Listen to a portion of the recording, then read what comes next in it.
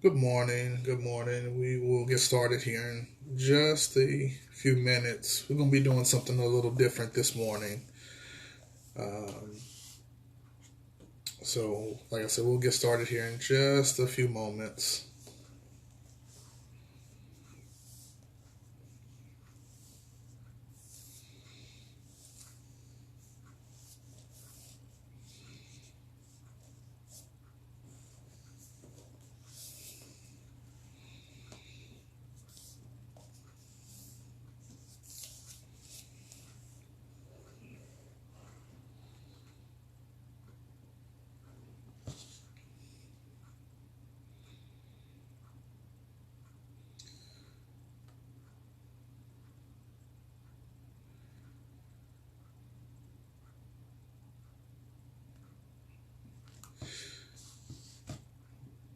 We'll give it probably about another minute or two, and then we'll get started.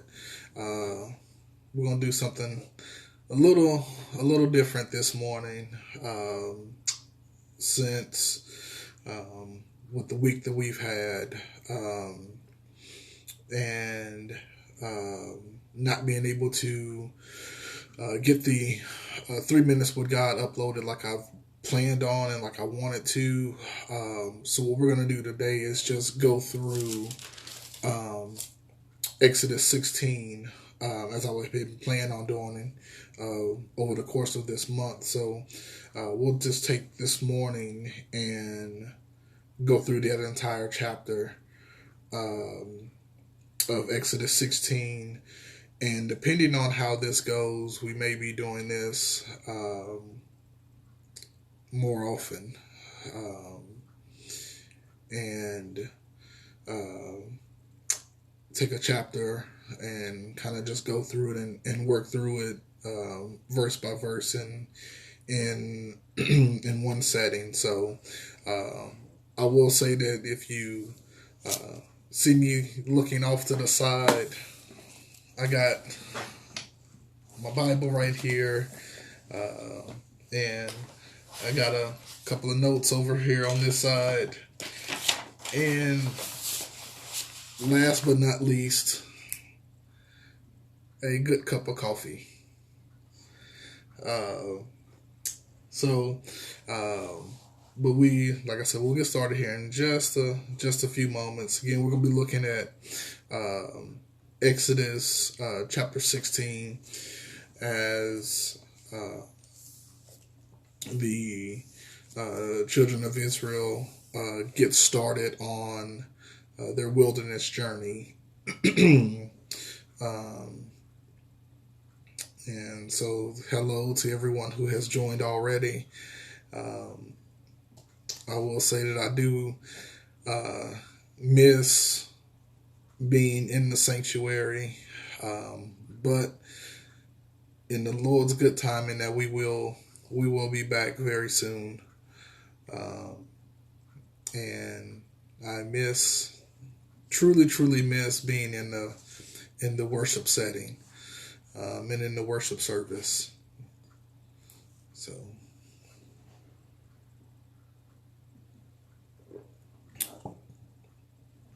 So, as we look to get started again, we will be looking at um, Exodus chapter number 16. We'll go through all of the verses. It is roughly 36 verses. We'll go through it and um, look at and pull out what's there, and um, again um, have a little bit of time to be able to spend time in the Word, and to look at again to look at and pull out what's there and what's being said. So as we begin to look at it, it is starting off with at verse 1.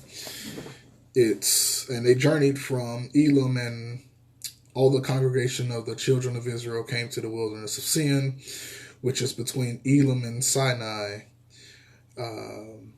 on the 15th day of the second month after they departed from the land of Egypt. So what we if you remember when they in Exodus 15, when they came out, they were walking through, and they came to the place, and um, the they cried out because they were thirsty, and they got to a place of water, but the water was bitter, and God told Moses to throw a branch in the water, and the waters were made sweet. And so they dwelt there for a little while in Elim, and now they're getting ready to leave Elim.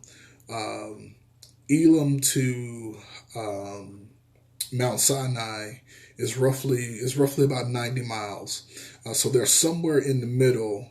As verse 1 says, they're somewhere in between Elim and Mount Sinai, which is, like I said, the distance between Elim and Mount Sinai is about 90 miles. So they're somewhere in that range.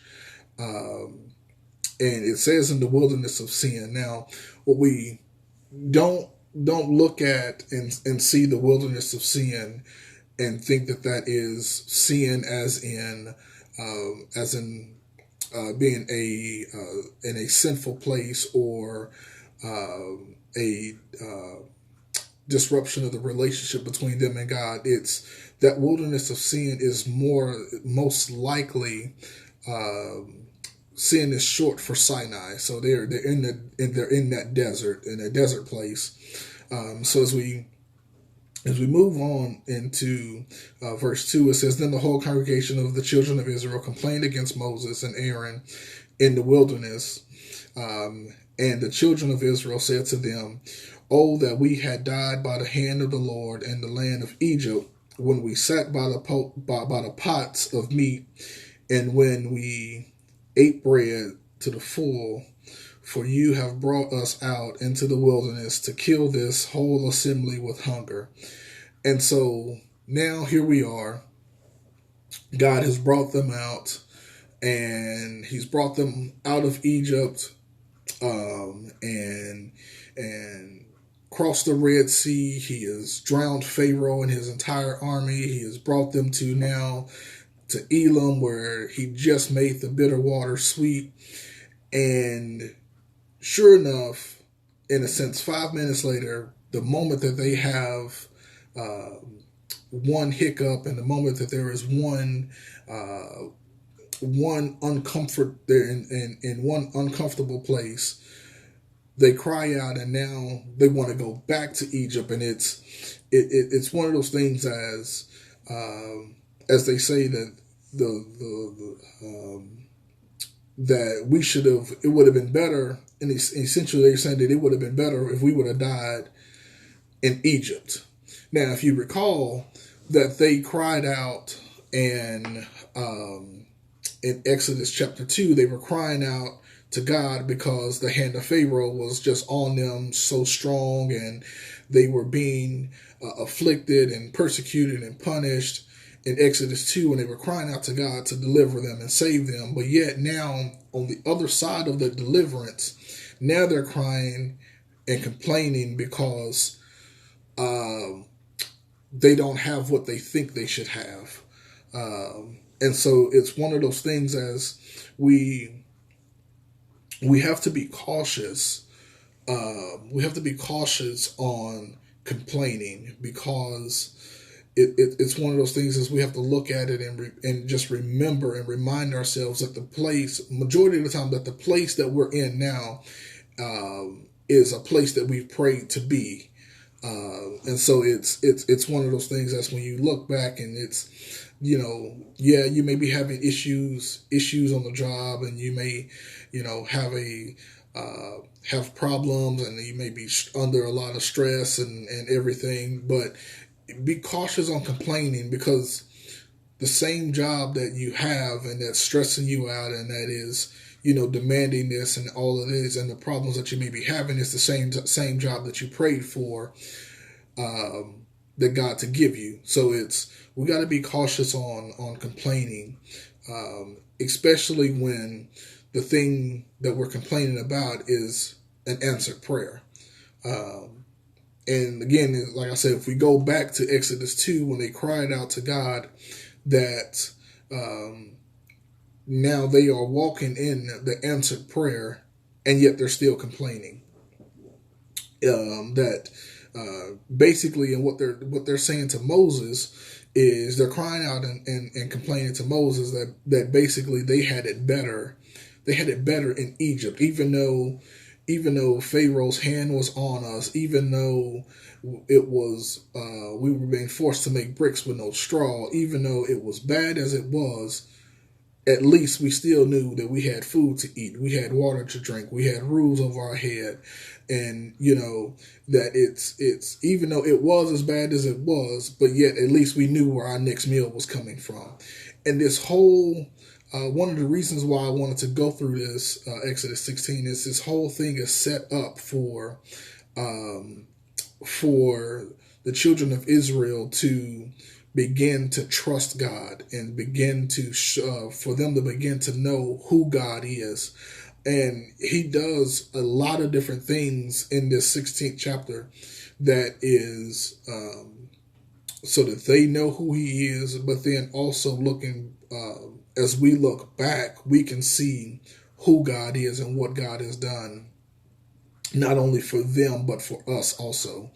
And as we move forward in verse 4, he goes into then it says, then the Lord said to Moses, behold, I will rain bread from heaven for you, and the people shall go out and gather a certain quota every day, that I may test them whether they will walk in my law or not. Now, here's a big thing, because we see, if you look at verse 3, the children of Israel complained to Moses and Aaron, but Moses and Aaron did not respond. Verse 4 says the Lord responds, and so we see that God is the one who is responding to their complaint. Moses and Aaron didn't have to say a word, and so we see that God, the omnipresence of God, to where he's always there, he's always around, he's always listening, he always sees. It's just one of those things as we can't get away from God. And so as they complain to Moses and Aaron, God responds. And here is what God says. He says that, behold, I will rain down bread from heaven for you and the people, and shall go out and gather a certain quota every day, that I may test them whether they will walk in my law or not. And it shall be on the 6th day that they shall prepare what they bring in, and it shall be twice as much as they gather daily. Now, as we see a couple of key things, that one, God responds. Secondly, God provides. As we look that they have a need, and God fulfills the need. It may not be what they want, it may not be what they had in mind, but God fulfills the need, and God will do that same thing for us today. It may not, we may not have the caviar and the expensive things that we may want, but God still supplies our needs, and that is the best thing that we can see, is that, and again, you see that God supplies their needs without them even asking. That they didn't even ask God; they were complaining and upset, and God still supplies their needs. He says that. So God responds, God provides, and then he says, that I will rain down bread from heaven for you, and the people shall go out and gather a certain quota every day. Now, here is one thing that God does not do. God will not do it for us. He responds, he provides, but the people still have to go out every day and gather what has been provided for them. That he will not do it for us. I'm not sure How many times we have to say that, but God will not do it for us, that he will provide everything that we need, but yet we still have to be an active participant in our blessings, that God has rained down a blessing every day, but every day the people still have to go out and get what God had given them. I think nowadays we have gotten to a point of, I guess, complacency, and a tad bit of laziness. If I would go so far to say that we feel like that God is supposed to do it all, that God has already done everything for us. We just have to go out and receive it. That He provides it every day. They still have to go out and get it. And then he says that I may test them whether they will walk in my law or not. Now, one thing about God is God will test us. Now, this is a test and not a tempt. One of the main differences between testing and tempting is a test is to make sure that you get it right, whereas tempting is setting you up to fail. And so God will test us at times to see, he will test our faith in him to see if we are as strong as we need to be. He will test our faith in him to see where we are in our faith. But he is not testing us just to try to get us to fall and to fail. Now, what the devil will do is the enemy will tempt us to fail and to fall. And the sole purpose of the tempt is just to get us to walk astray and to get distracted. And one of the notes that I have is testing means to prove and or to try. And so he is trying to improve our faith. He's trying to prove it and see if what we're saying matches up with what we really believe. He says, and as he goes on, it says, and it shall be on the 6th day that they shall prepare what they bring in, and it shall be twice as much as they gather daily. Then Moses and Aaron said to all the children of Israel, at evening you shall know that the Lord has brought you out of the land of Egypt, and in the morning you shall see the glory of the Lord. It says, you shall see the glory of the Lord, for he hears your complaints against the Lord. But what are we that you complain against us? And so as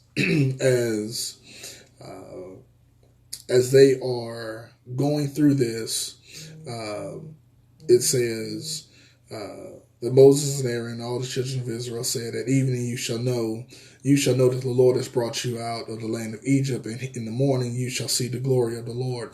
And that you will see this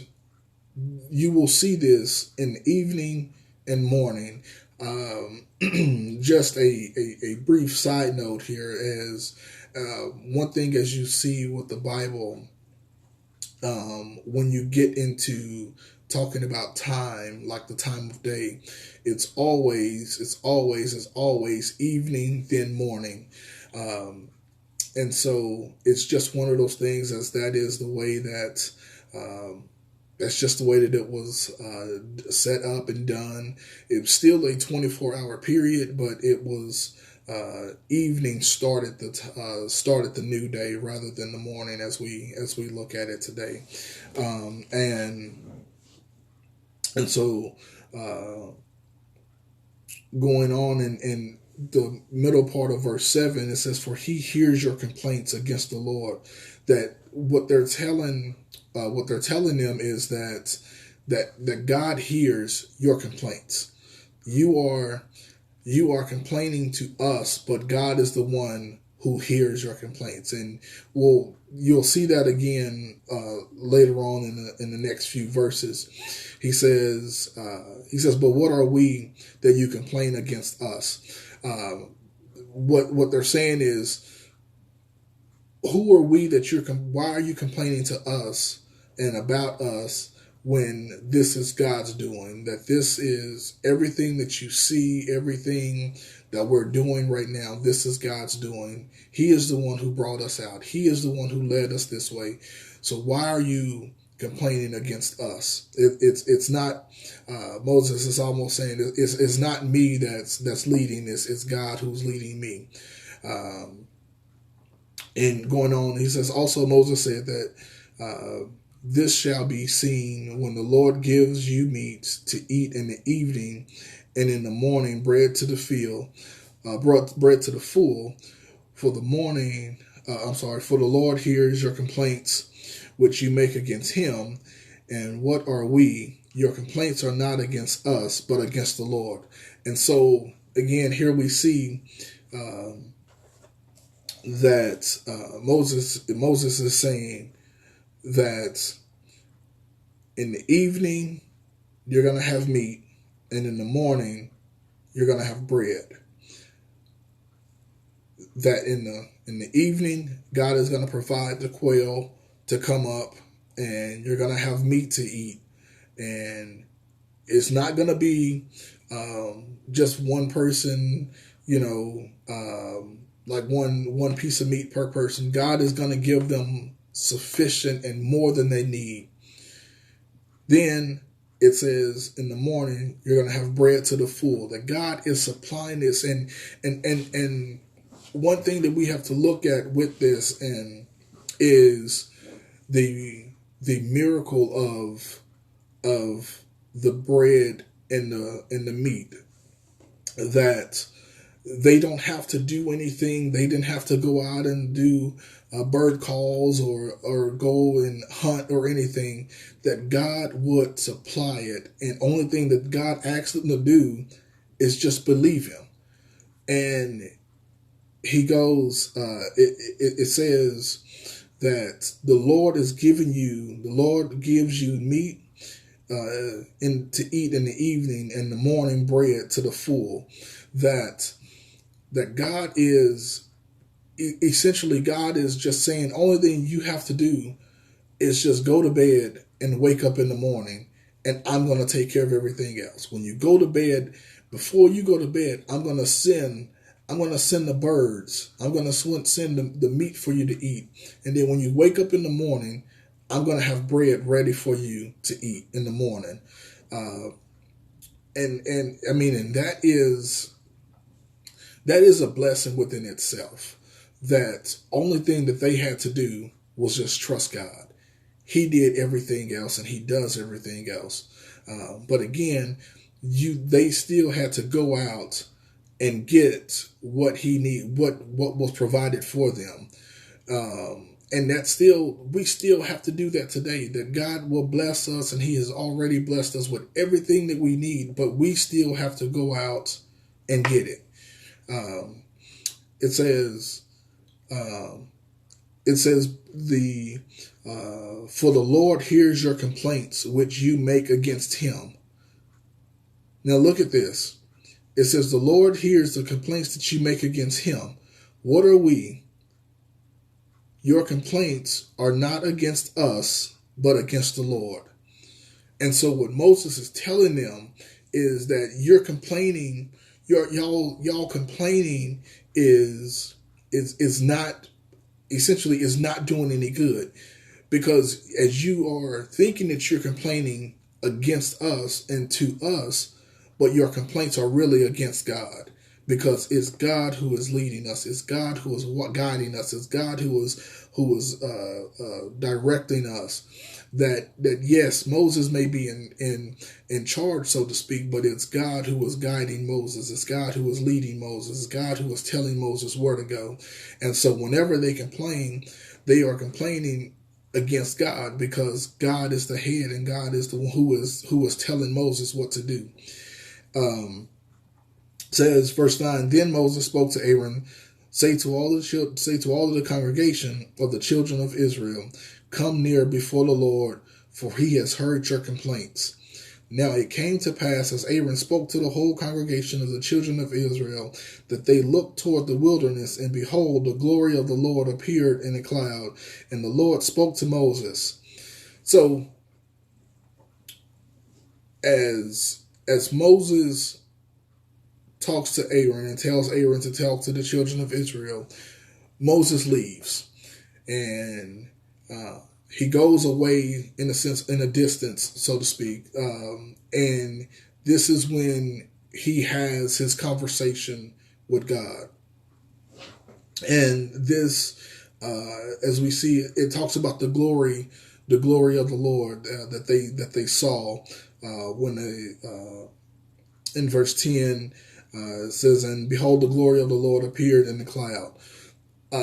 This glory of the Lord is the same as the Shekinah glory. It is the same, the same glory and appearance that cloud that would come down and speak face to face with Moses, and this is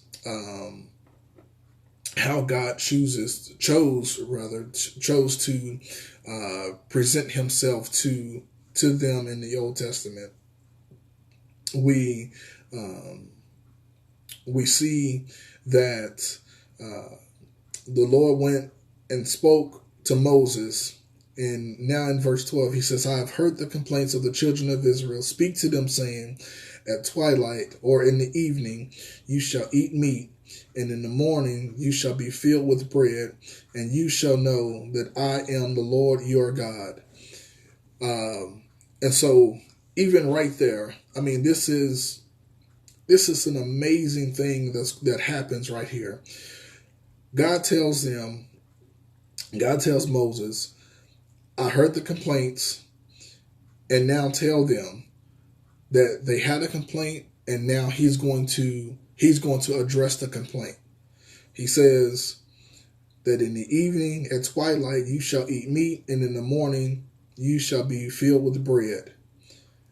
Not necessarily because they deserve it, not because they've worked so hard for it, not because they've been so good, but look at the reason why. He says, "And you shall know that I am the Lord your God."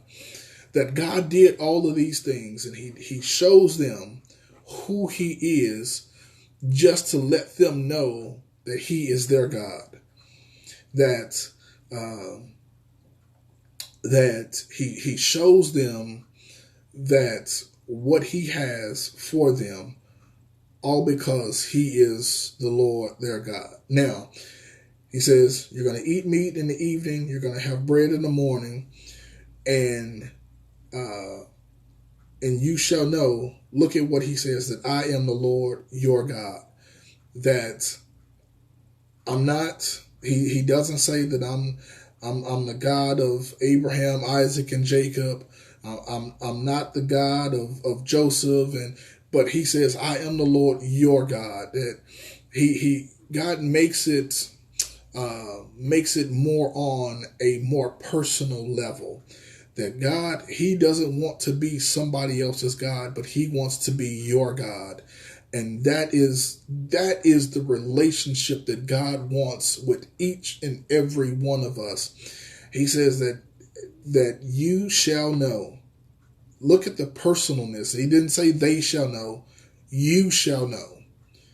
That you shall know that I am the Lord your God.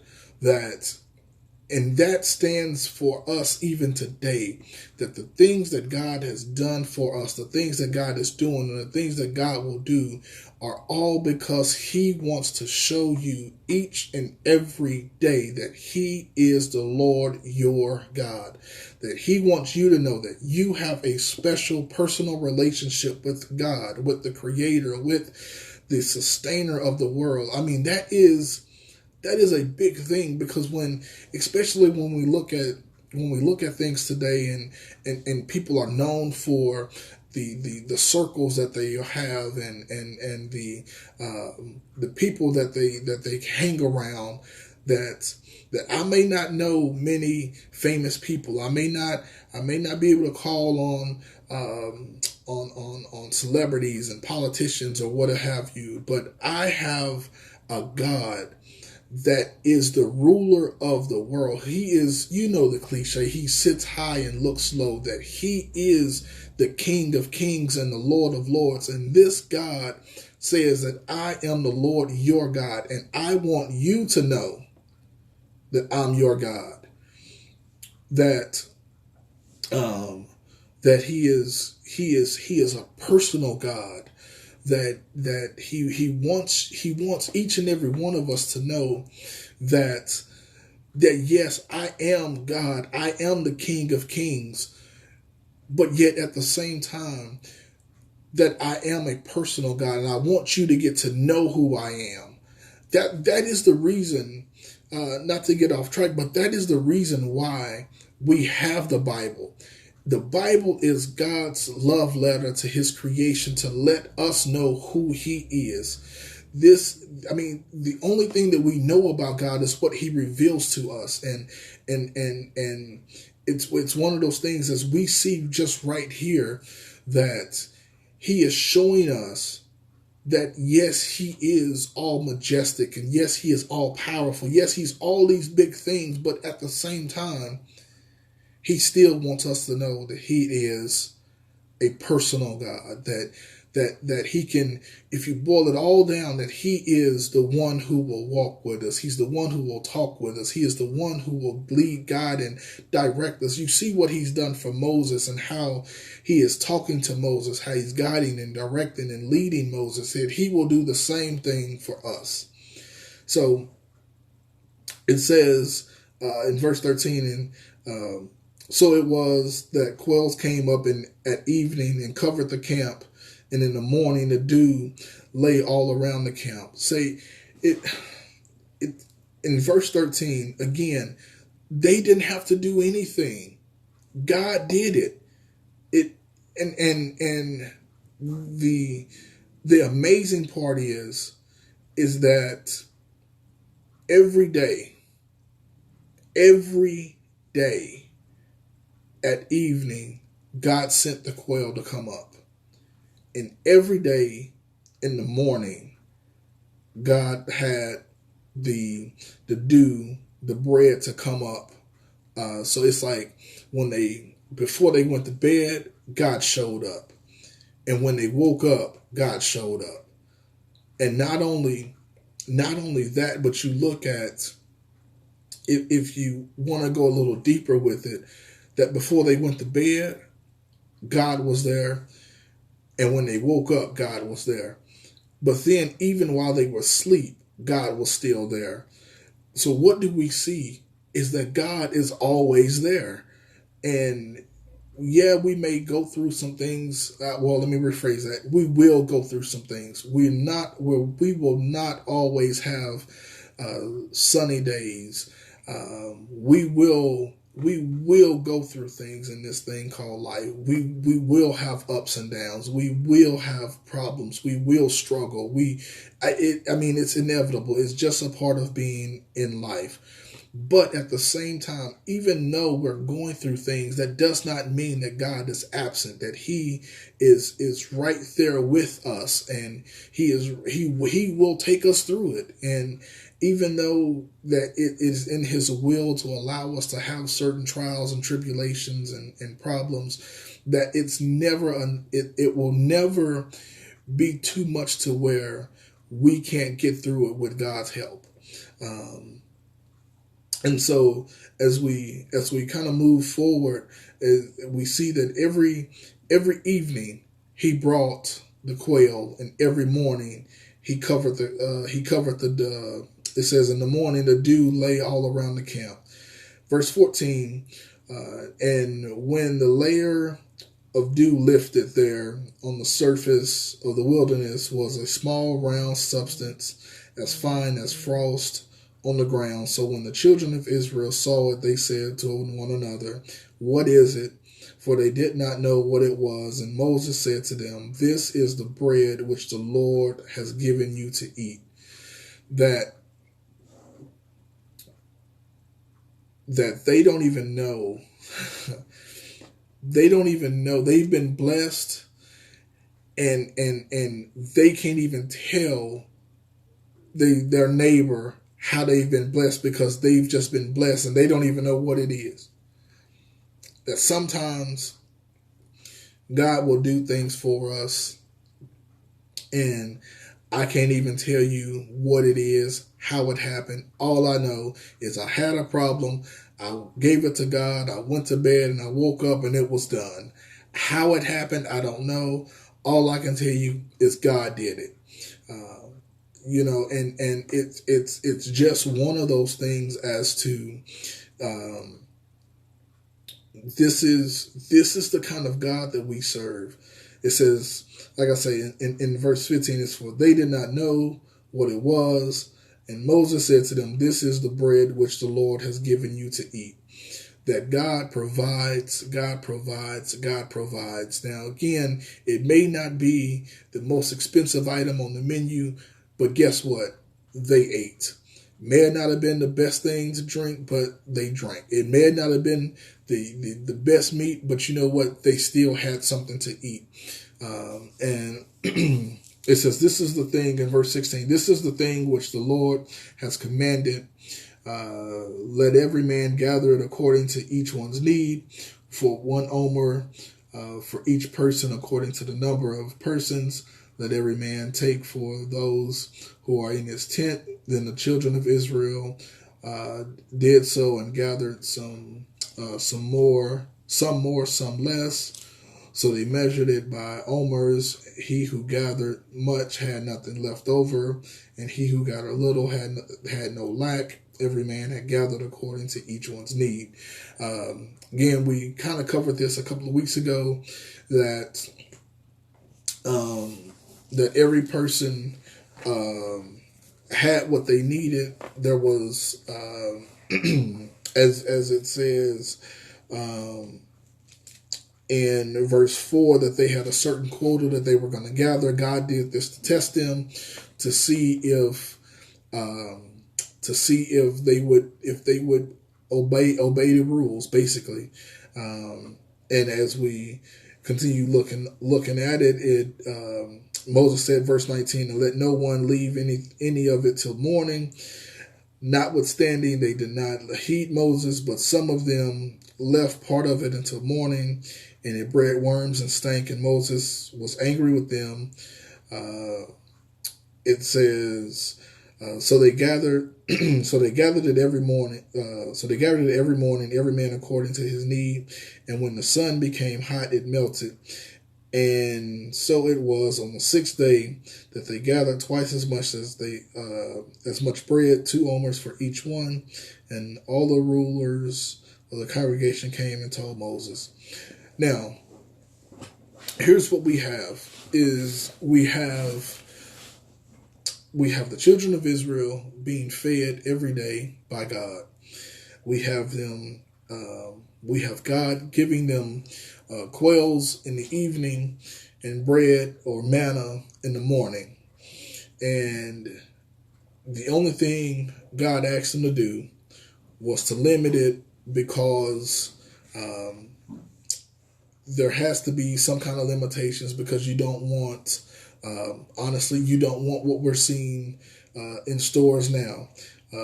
Is one person getting way more than they need, and now the next person doesn't have enough for them. And so, and God is saying that you should do this 6 days, and on the sixth day, you should gather twice as much as you need, get enough for 2 days, because we know about the Sabbath. We'll get into that in a few more verses. But here's the problem, is that, and we have to be cautious not to fall into this category of people, because here's what happens.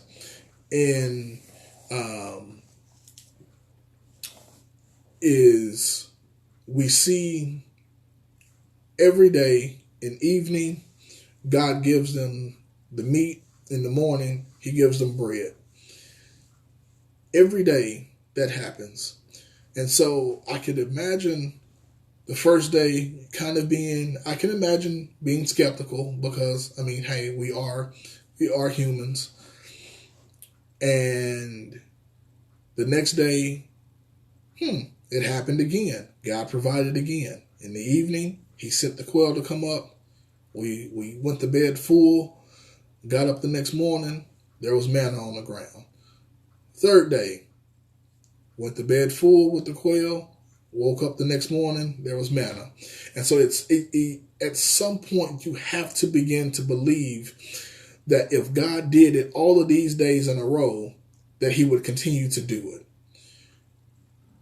Here is what happens is some people, even though they saw God working, they still chose not to believe that he would do it. Here's why.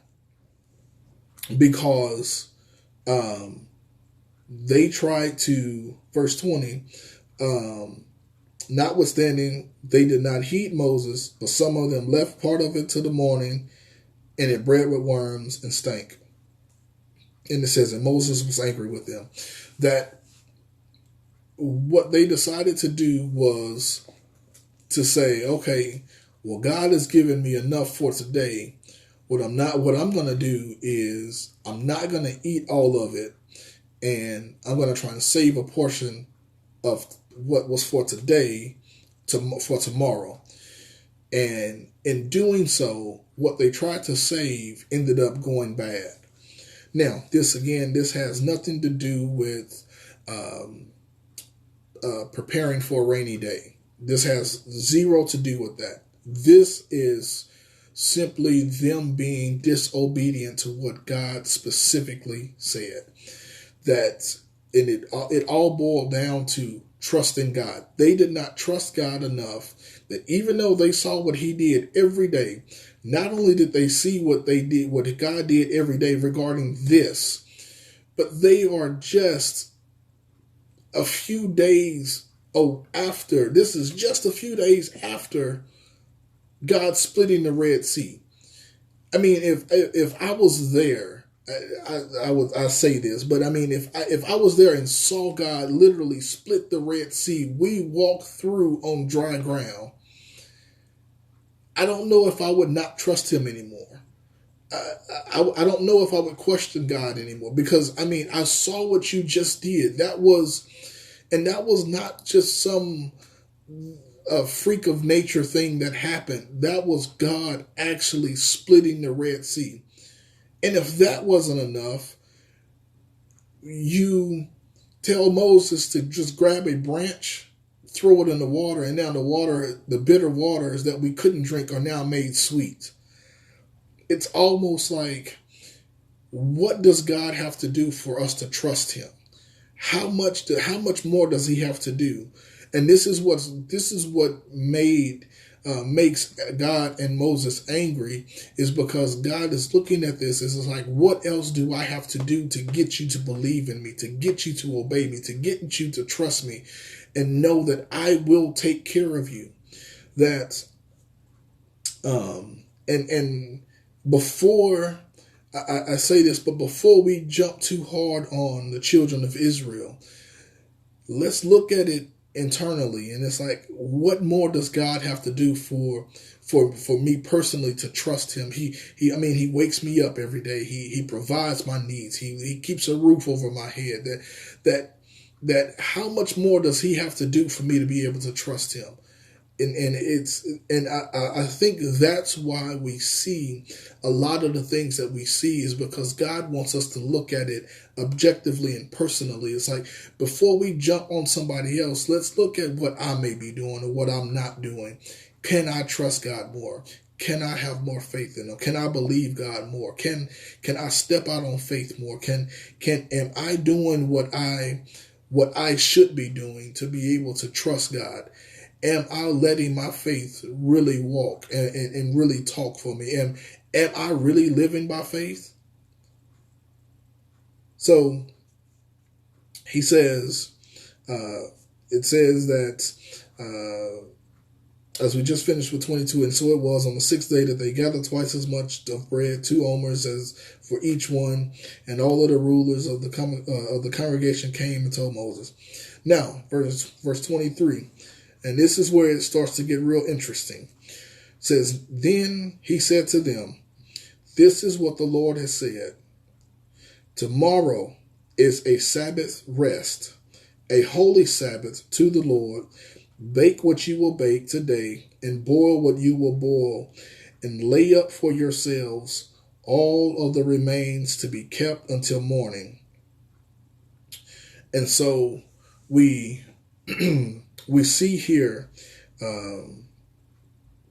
that this is on day 6. They are to take twice as much that they need, twice as much of the daily quota. Here is the reason why. It says, for tomorrow is a Sabbath rest, a holy Sabbath to the Lord. This is the first time in the Bible that the word holy Sabbath is used. And it's a special thing that was created and given to the children of Israel. Let's keep going. It says, a holy Sabbath to the Lord. Bake what you will bake today, and boil what you will boil, and lay up for yourselves all the remaining to be kept until morning. So they laid it up till morning, and as Moses commanded, and it did not stink, nor were there any worms in it. Then Moses said, Eat that today, for today is a Sabbath to the Lord. Today you will not find it in the field. 6 days you shall gather it, but on the 7th day, the Sabbath, there will be none.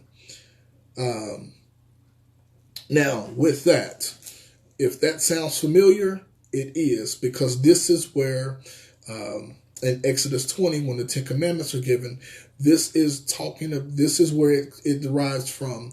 For in 6 days you shall gather and work, but on the 7th is the Sabbath of the Lord.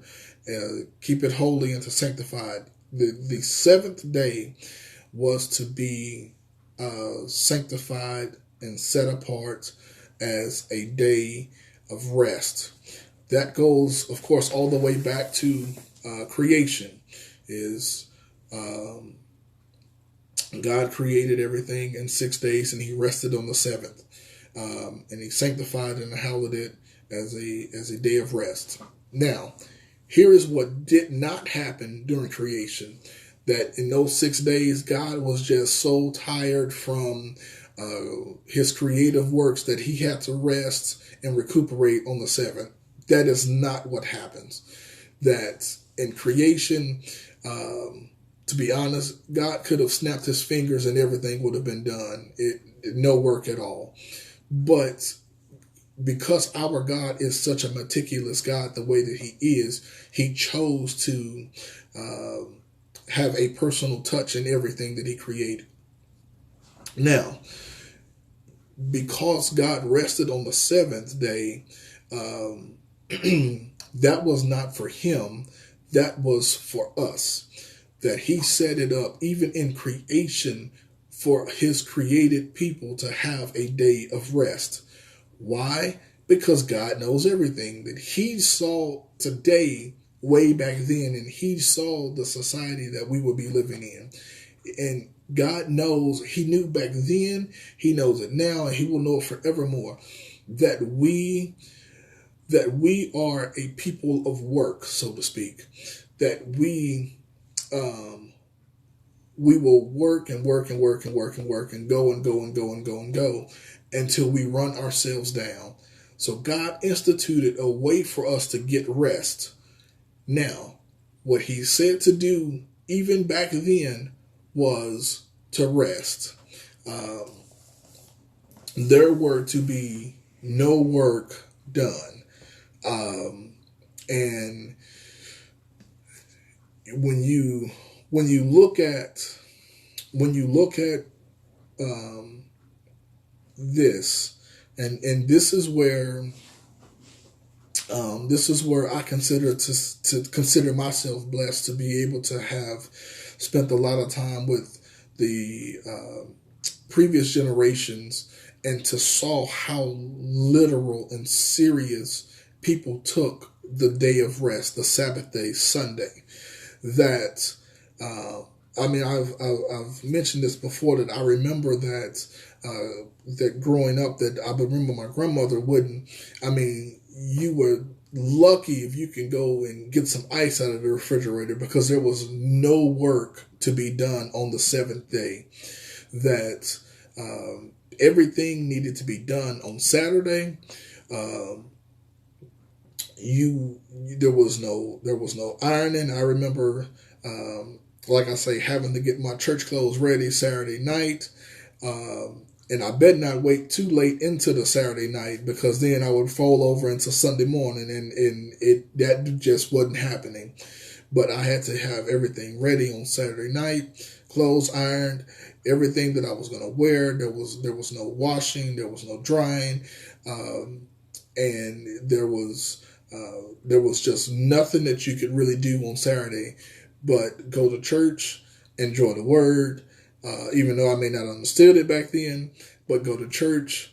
And then we always had a Sunday dinner, and all of the family was there, and we just enjoyed one another's company. We laughed, we played, we ate, we watched TV, but nobody did any work, because that is what the Bible had said.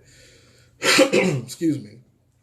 But we see that, like I say, I consider myself blessed to be able to have seen the previous generations do that. And they got that from the Word. And the Word said that, and here's what happens, is that they made the Holy Sabbath. God created this for them. The additional that they had, look at what happens. They laid it up to morning. It did not stink, nor were there worms in it. And so that just kind of shows us how powerful and how special God is. That every other day, anything that we had extra rotted, had worms, and it stank. But then on this day, it didn't do it. And not only that, but on the sixth day, there was enough bread and meat for me to have double.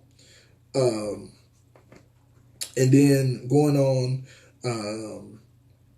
it says in verse 25, eat that today, for today is the Sabbath to the Lord. Today you will not find any in the field. So Moses already tells them that if they go out, they're not going to find it. He says, verse 26, 6 days shall you gather it, but on the seventh day, the Sabbath of the Lord, there will be none. Verse 27, now it happened that some of the people went out on the seventh day to gather, but they found none. This is twice in this chapter that they have been deliberately disobedient to what the Word of God has said. Here is what happens. Verse 28, and the Lord said to Moses, how long do you refuse to keep my commandments and my laws? See, for the Lord has given you the Sabbath, therefore he gives you on the sixth day bread for 2 days. Let every man remain in his place. Let no man go out of his place on the 7th day. So the people rested on the 7th day. This is the second time, again, that they have been disobedient to what God was saying. That only thing that they had to do was to do what God had told them to do, which was to gather enough for 2 days on the 6th day, because there would not be any on the 7th.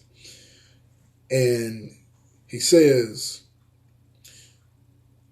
verse 29, the Lord has given you the Sabbath, therefore he gives you on the 6th day bread for 2 days. Let every man remain in his place. Let no man go out of his place on the 7th day.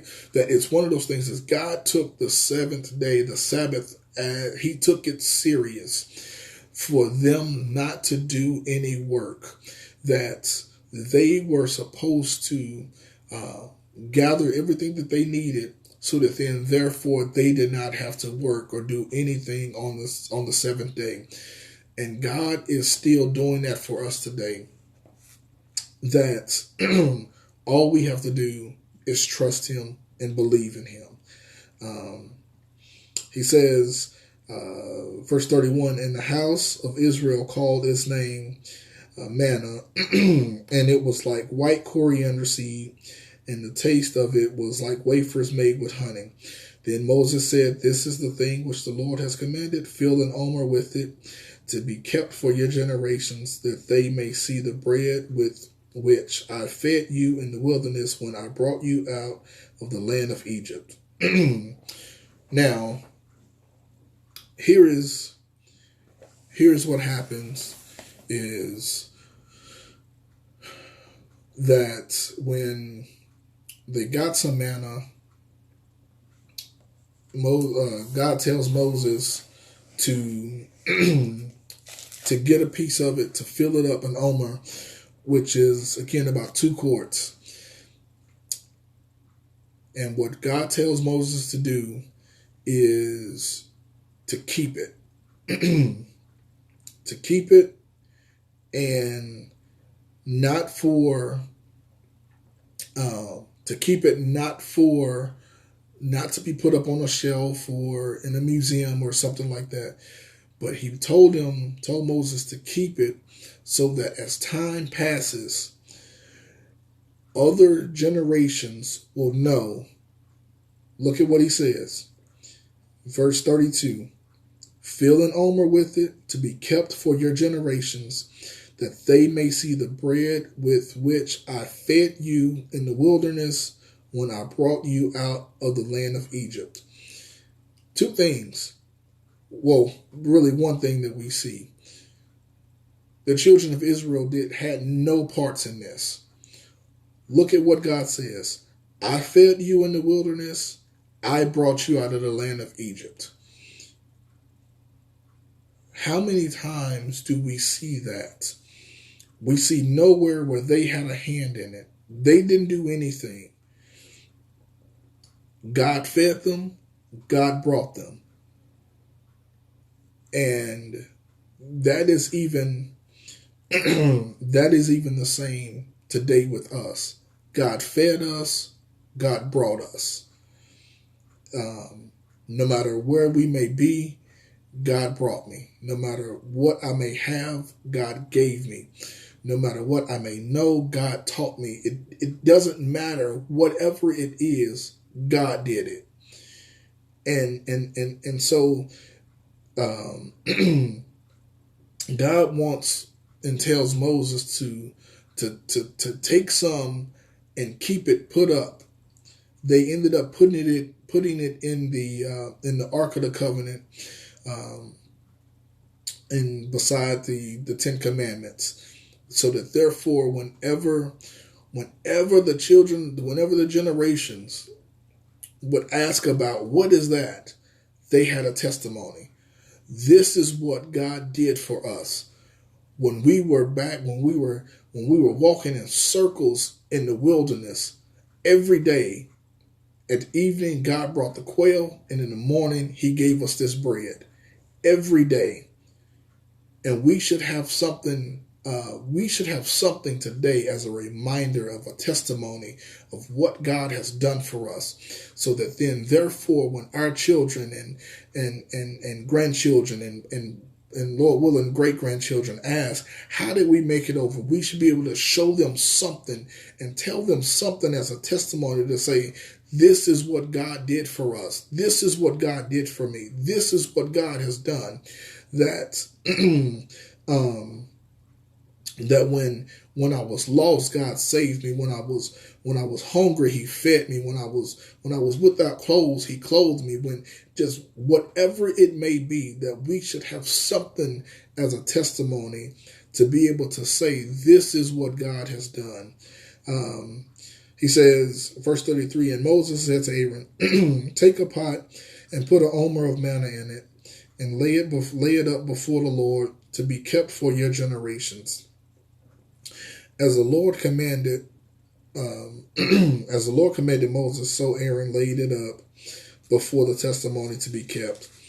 And look at verse 35, just really blew me away. And the children of Israel ate manna 40 years until they came to the inhabited land. They ate manna until they came to the border of the land of Canaan. Now an omer was 1/10 of an ephah. Now, this is, like I say, this is what really blew me away, and we're almost done. It says that the children of Israel ate manna 40 years. And my apologies for not having this written out. But you have 365 days a year. Every day at evening, God brought quail, and in the morning, God brought bread. For 365 days, every day of the year for 40 years. Every day for 40 years, God brought quail in the evening and bread in the morning. That even though, look at this, even though, and we know the story that they walked around in the wilderness for 40 years because of their complaining and because they didn't fully trust God. And so God did not let that generation that came out of Egypt into the land of Canaan. But even in their distrust of God, and even in their disobedience, and even in their punishment, and yes, they were punished because they didn't go into the land of Egypt. Into the land of Canaan. I'm sorry. But even in their punishment, God still fed them quail in the evening and bread in the morning. Look at this. Even in their punishment, even while God was angry and mad with them, God did not go back on what he said he would do. That's amazing to know that we have a God who, when even in times of my disobedience, that he still does everything that he said he would do. For 40 years, God gave them meat in the evening and bread in the morning. And look at what happens. It says for 40 years, verse 35 says, and the children of Israel ate manna 40 years until they came to an inhabited land. They ate manna until they came to the border of the land of Canaan. Now, the Bible kind of, in a sense, it kind of fast forwards itself a bit. So basically, what verse 35 just tells us is that for 40 years, God gave them meat and bread. It says all the way up until they came to the border of the land of Canaan. Now, if you remember this, when at the end of Deuteronomy, where they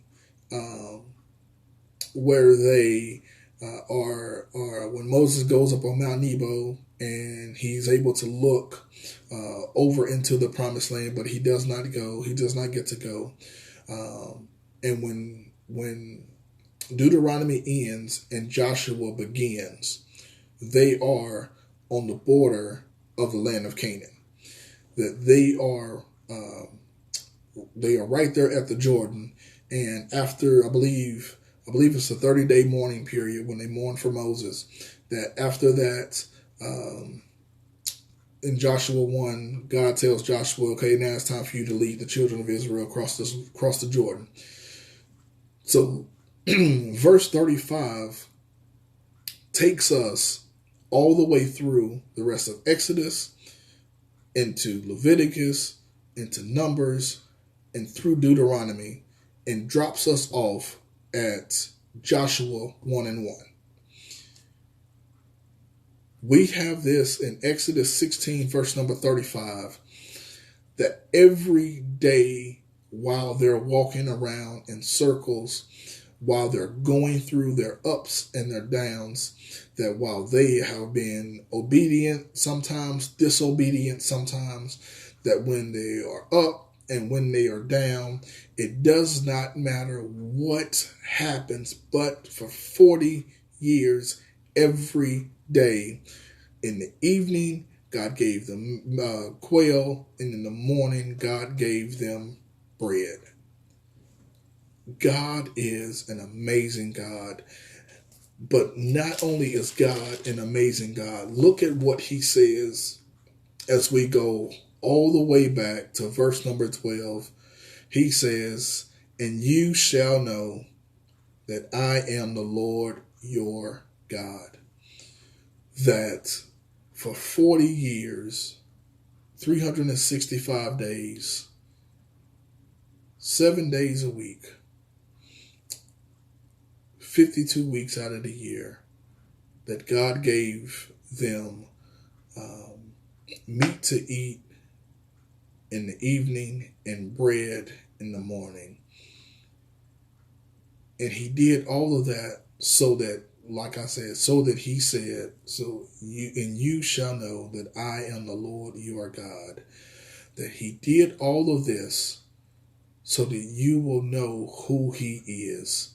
That he is your God. He wants it to be personal because he wants a personal relationship with you. And the last thing that I have is this bread is, as they call it, manna. It is the bread of heaven, and it is, not to get too deep into it, but this is a type of Christ, because just as it was provided for the children of Israel every morning, that God did not do it for them, that they still had to go out and get the bread that was given to them. It's just like Christ, as he says that I am the bread of life. He extends salvation to everyone, but he will not do it for you. You have to go out and accept the free gift of salvation which Christ, the bread of life, gives us. Just as the manna and the quail was provided, the children of Israel have to go out and receive it. Christ has been provided for all of us, but we have to receive him. There's no other way to get to God except through his Son, except through what his Son Christ has done. And so that's it. We've covered Exodus 16 in its entirety. I thank you for sitting with me through this for this morning. We probably will be doing this again sometime very soon.